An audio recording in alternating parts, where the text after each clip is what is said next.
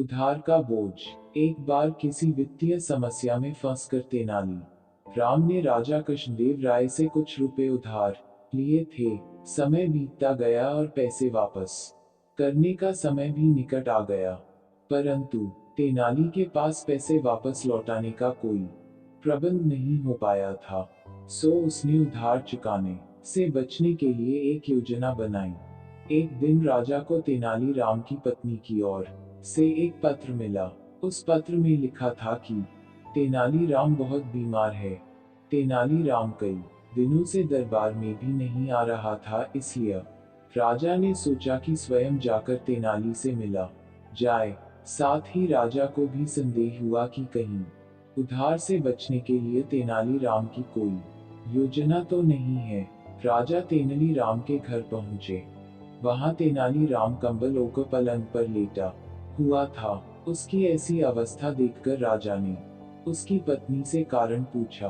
वह बोली, महाराज, इनके दिल पर आपके दिए हुए उधार का बोझ है। यही चिंता इन्हें अंदर ही अंदर खाए जा रही है और शायद इसी कारण यह बीमार हो गए। राजा ने तेनाली को सांत्वना दी और कहा, तेनाली, तुम परेशान मत हो। तुम मेरा उधार चुकाने के लिए नहीं बंधे हुए हो। चिंता छोड़ो और शीघ्र स्वस्थ हो जाओ। यह सुन तेनाली राम पलंग से कूद पड़ा और हंसते हुए बोला, महाराज धन्यवाद। यह क्या है तेनाली? इसका मतलब तुम बीमार नहीं थे। मुझसे झूठ बोलने का तुम्हारा साहस कैसे हुआ?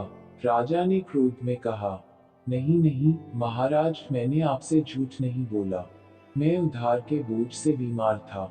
आपने जैसे ही मुझे उधार से मुक्त किया, तभी से मेरी सारी चिंता खत्म हो गई और मेरे ऊपर से उधार का बोझ हट गया।